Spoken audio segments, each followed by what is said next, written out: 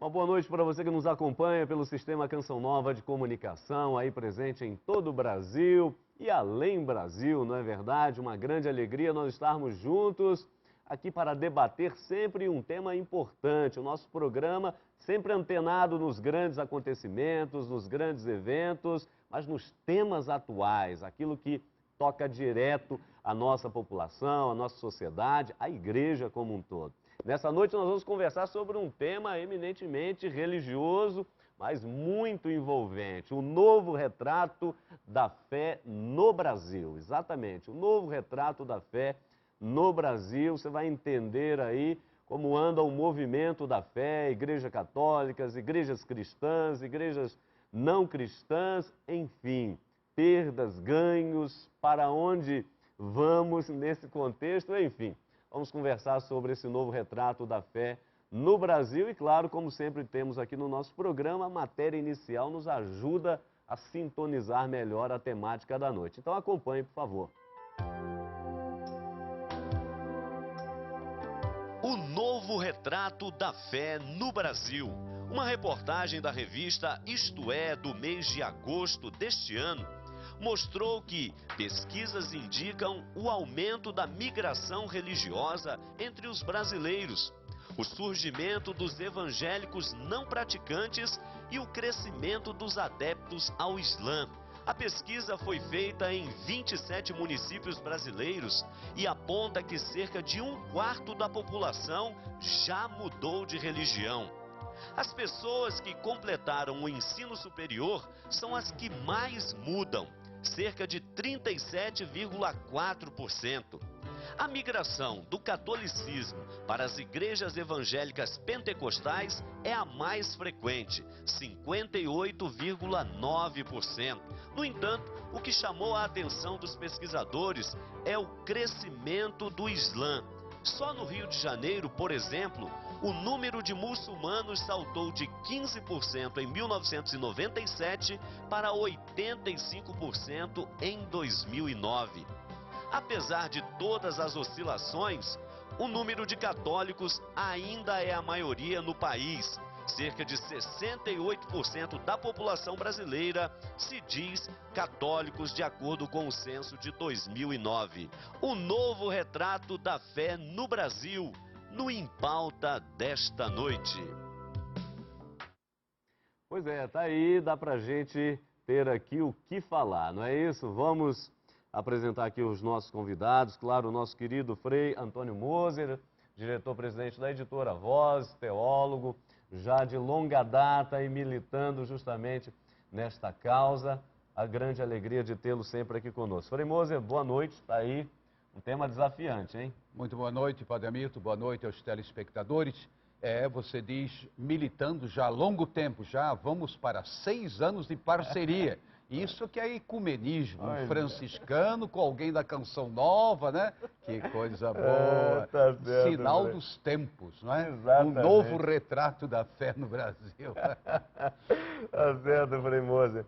E com alegria recebemos novamente aqui no nosso programa ele que é doutor em teologia, professor universitário, escritor, leciona atualmente na FAGE, Faculdade Jesuíta de Belo Horizonte, e também aqui no Instituto Santo Tomás de Aquino. Estou falando aqui do nosso querido professor Antônio Murad. Boa noite, irmão Murad. Seja bem-vindo novamente ao Em Pauta. Muito obrigado, Padre Hamilton. Um grande abraço para você que está acompanhando a Canção Nova conosco. Irmão Murad, a questão é o seguinte, claro, o Em Pauta sempre antenado no movimento da sociedade, da igreja e assim por diante, e claro, ficamos assim um tanto, não apreensivos, mas não é, atinados para essa pesquisa, e aqui não estamos preocupados em ficar fazendo propaganda para revista nenhuma não, mas as revistas semanais de vez em quando trazem assim umas pesquisas muito interessantes, e esta pesquisa apresentada pela revista Isto É, não é, chama a atenção para alguns detalhes. Daqui a pouquinho a gente vai falar sobre essa questão do mundo islâmico, o seu crescimento no Brasil, mas acho que valeria a pena aqui no início do nosso programa, para o telespectador entender ainda mais esse contexto, a gente fazer um pequeno balanço, um panorama desses últimos 50 anos, não é, do movimento da Igreja Católica no Brasil como um todo. Por favor. Primeira coisa que eu quero dizer é que nós temos que evitar esse tipo de análise superficial que logo identifica determinada questão social com um comportamento na igreja. A gente sabe que a sociedade contemporânea ela é muito complexa, tem muitos fatores que intervêm nessas mudanças culturais e religiosas. Algumas dependem de nós, outras não dependem de nós. O que depende de nós, nós vamos conversar mais tarde. Mas olha só, o Brasil mudou muito, hoje nós vivemos uma cultura plural, as pessoas têm acesso a muitas informações, cresceu a questão da subjetividade religiosa, as pessoas buscam a religião para responder muitas das suas questões pessoais, ligadas à angústia, à busca de sentido da vida, à cura. Há uma fragilidade crescente das pessoas na sociedade contemporânea, tem um influxo da sociedade de consumo e a religião se transforma também num objeto de consumo. E uma coisa que é típica da sociedade brasileira é a capacidade de fazer misturas e composições religiosas em outro lugar do mundo onde não se faz. Fermoso seguramente depois vai conversar sobre isso. Agora vamos olhar o panorama da mudança dos últimos 6 anos. Segundo essa pesquisa da Fundação Getúlio Vargas, que é uma pesquisa confiável e que vai ser comprovada depois que a gente tiver os dados do IBGE, nós tivemos nos últimos 6 anos uma queda dos católicos de 74% para 68%. Se nós olharmos isso comparando os dados dos últimos 30 anos, diminuiu a intensidade da queda.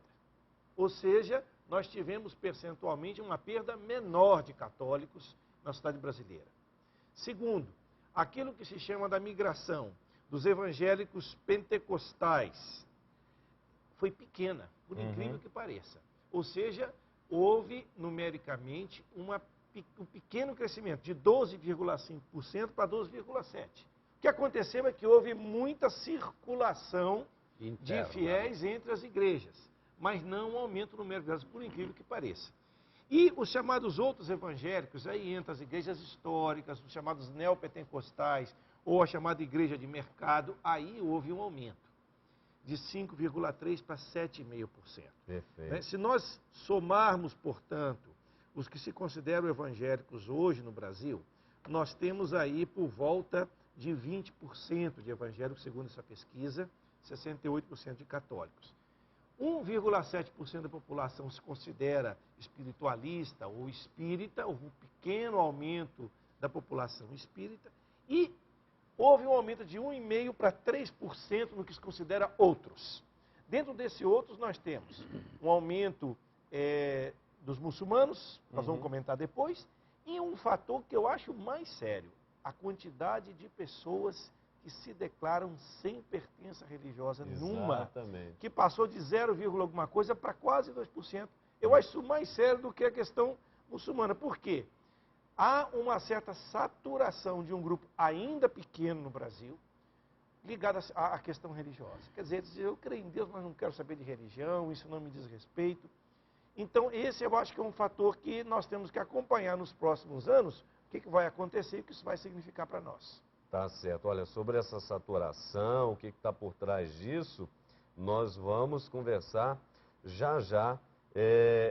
Por isso, Frei Antônio Moser, a partir da colocação do irmão Murad, o que o senhor diria no início da nossa conversa aqui? Em primeiro lugar, como é bom a gente ter gente inteligente debatendo com a gente, né? Porque ele já deu uma panorâmica, poderíamos encerrar o programa aqui. Ele já analisou, tem certas análises que são muito superficiais e começou a detalhar. Tem outros aspectos a serem levados em consideração, subjetivismo, a capacidade de mix, não é? Fragilidade das pessoas do ponto de vista psicológico e assim vai. O que eu diria é o seguinte, dentro desse fenômeno religioso em que há mudanças, é muito, eu diria, compreensível, você tocou no outro ponto importante, a informação e às vezes deformação. Por exemplo, igreja católica e pedofilia. Quanta gente diz, bom, essa aqui não é mais minha igreja. E na realidade você viu que foi um exagero, lamentável, digamos, os fatos, mas que há uma praga que atinge todas as camadas sociais e todas as manifestações da sociedade. Agora, eu diria ainda o seguinte, essa facilidade de mudança principalmente entre os evangélicos, migração, ela se deve, em primeiro lugar, eu diria, a uma certa flexibilização. Não existe entre aspas, poder central, um ponto de referência como a Igreja Católica tem. É o Papa, é a hierarquia, é um ponto de referência, quer você goste ou não, mas que dá uma estabilidade. Perfeito. Enquanto aí cada um pensa mais ou menos assim, não é? O pastor hoje é um, amanhã já é outro, isso é um fator. O segundo fator, aí me desculpe, não são todos, pelo amor de Deus, não, uma pequena parcela dentro desse mundo chamado dos evangélicos, sobretudo de cunho pentecostal, sabe que abrir uma igreja custa R$800 e é uma fábrica de dinheiro. Infelizmente, nós perdemos as nossas coletas com isso, não é? Não é, Padre Moraes? Não, você não é padre, você é irmão. Pequenas irmão. igrejas, grandes negócios. Grandes negócios, né? Depois, uma outra coisa que me parece assim muito interessante, ligando a colocação do irmão Murad, é justamente, no fundo, o subjetivismo, cada um funda a sua religião. Então, não tem uma estabilidade, que no passado era mais comum. Eu sou o que sou e serei para sempre. Porque meu avô foi, meu bisavô foi, hoje não. Né? Não só no aspecto religioso. Sim, irmão, pode. Frei Moser, mas sobre isso, eu queria dizer o seguinte. Também há estudos da ciência da religião hoje mostrando que as pequenas igrejas pentecostais estão crescendo menos. Por causa do crescimento avassalador das chamadas grandes igrejas midiáticas. As chamadas neopentecostais, que na verdade não são pentecostais. São aquelas que prometem plena felicidade para o ser humano aqui nesse mundo, dinheiro, consumo. Chamada teologia da prosperidade. Exatamente. Essas estão crescendo por causa que elas conquistaram grandes espaços na mídia, eles têm uma formação de pastores muito clara para arrecadar dinheiro. Então a gente tem que distinguir entre o horizonte pentecostal, das pequenas igrejas, e há muita gente honesta e muita gente que está buscando a Deus, infelizmente, desse fenômeno midiático gravíssimo no Brasil, que é essa religião de mercado, de consumo, porque aqui a gente toca um elemento fundamental da religião, que é ser do bem e buscar a Deus.